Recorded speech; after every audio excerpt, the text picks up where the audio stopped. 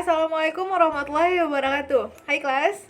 Ya, ini sekarang kita masuk ke pertemuan terakhir. Pertemuan terakhir sebelum akhir semester ya, sebelum kita UAS, ujian akhir semester. Nah, senang pastinya ya, karena ini udah pertemuan terakhir di pelajaran kimia untuk kelas 10. Nah, pertemuan terakhir kita akan tutup dengan ikatan kimia juga, dan kita akan akhiri dengan materi bentuk molekul.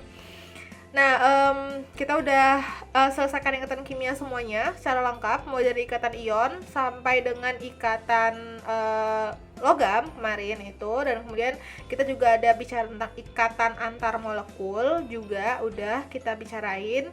Nah, sekarang kita akan bahas tentang bentuk molekul. Nah, jadi bentuk molekul itu nggak sembarang ada yang tertulis di ini ya, kita buat di struktur Lewis ya, tapi ada bentuk-bentuknya. Nah, bentuk-bentuknya itu nanti akan kita pelajari. Ada seberapa banyak bentuknya dan bagaimana cara memprediksi bentuknya itu. Jadi tanpa panjang lama-lama lagi, perhatikan materi dengan baik. So, check it out. Oke, kita masuk ke materi terakhir kita untuk pembelajaran kimia di kelas 10. Yaitu kita akan bahas tentang bentuk molekul.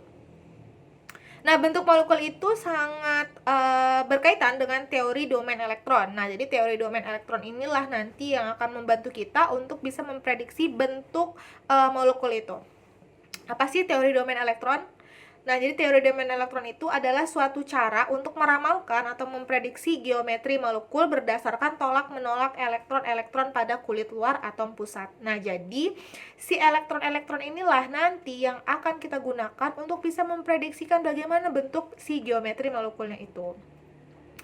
Teori ini merupakan penyempurnaan dari teori VSEPR. Nah, tugas kalian adalah coba cari tentang teori VSEPR ini, kemudian bandingkan dengan teori domain elektron ini. Apakah memang ada perbedaan atau enggak?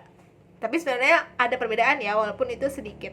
Nah, jawabannya bisa kalian chat Miss ke WhatsApp ya, jangan lupa.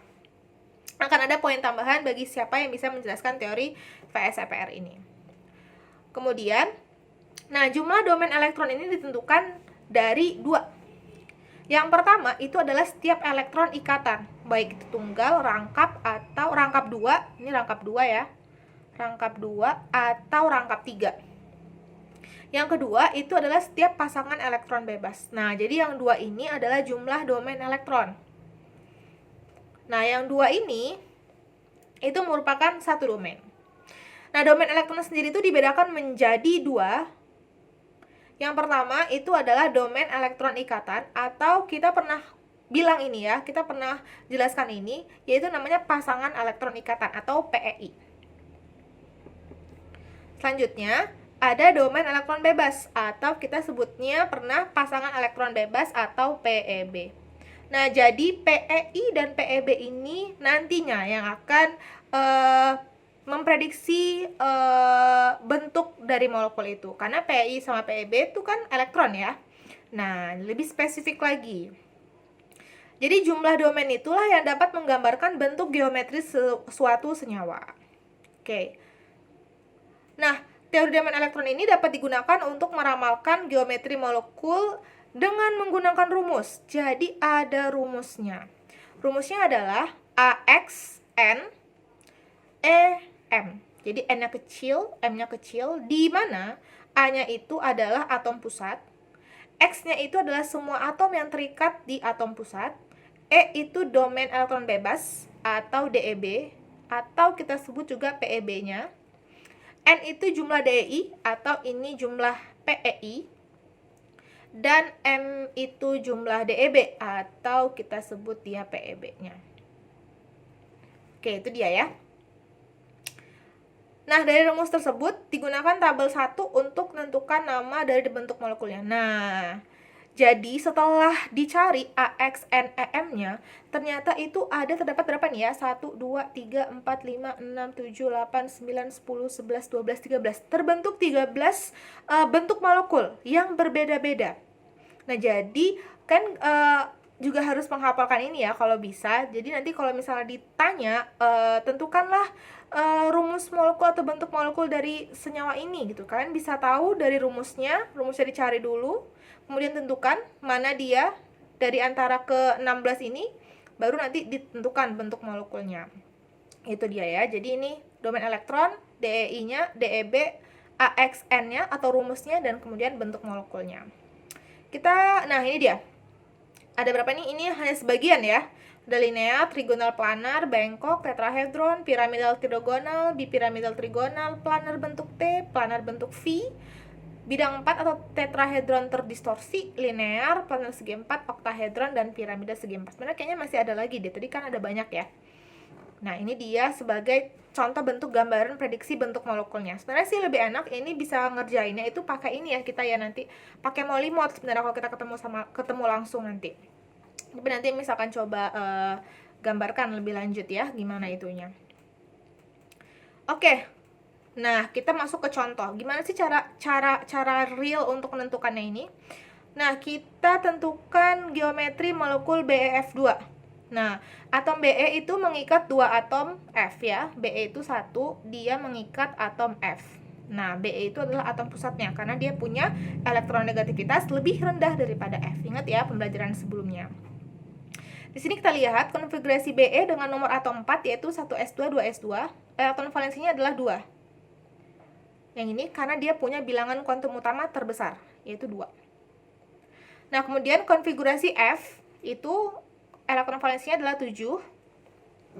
Oke, kemudian nah, maka rumus Lewisnya atau titik-titiknya itu, dot-dotnya adalah sebagai berikut. Yang warna merah itu adalah punyanya si B. Yang warna biru adalah punyanya si F. Perhatikan B adalah atom pusatnya ya. Ingat, Be adalah atom pusatnya. Sorry, ini Be. Be adalah atom pusatnya.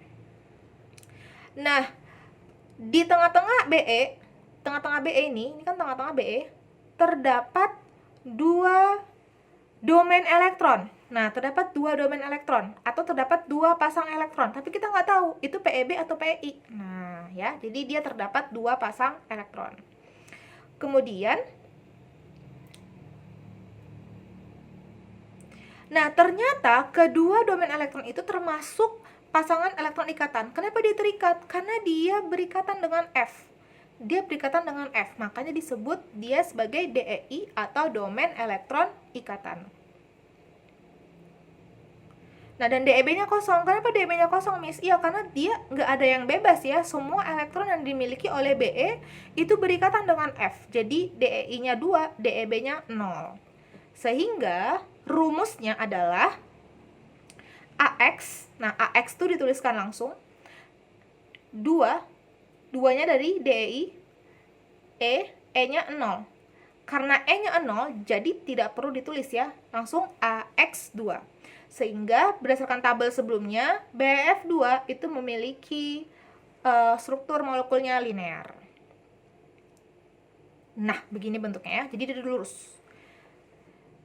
Selanjutnya, soal kedua contohnya yaitu adalah NH3. Yang pertama tadi tentukan konfigurasi elektronnya dulu.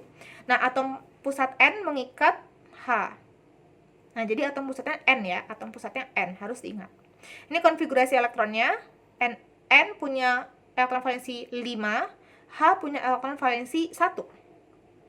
Sehingga rumus Lewisnya adalah seperti ini, yang warna biru itu adalah milik si H, yang warna merah adalah milik si N. Nah, dilihat bahwa N yang atom pusatnya dia memiliki domain elektron 4. Tapi mana yang Pi, mana yang Pb kita belum tahu ya. Kita belum tahu, tapi dia punya 4 domain elektron. Setelah kita lihat, ditentukan bahwa ternyata yang berikatan itu ada 3 pasang atau ada 3 domain, yaitu yang berikatan sama H. 1, 2, 3. Dia punya DEI 3. Dan ternyata dia punya DEB 1, yaitu yang tidak berikatan sama sekali. Yang ada di atas, ini adalah DEB. Bebas dia, tidak berikatan apapun. DEI-nya 3, karena dia berikatan sama si H. Selanjutnya, karena kita udah dapat DEB-nya, udah dapat DEI-nya, sehingga kita bisa tentukan rumusnya. AX-nya, N-nya, yaitu DEI 3, dan E-nya yaitu 1 karena dia punya pasangan elektron bebasnya 1. Sehingga berdasarkan tabel tersebut, si NH3 memiliki geometri molekul yaitu piramida trigonal. Nah, bentuknya seperti ini ya jadinya ya. Bentuknya piramida trigonal.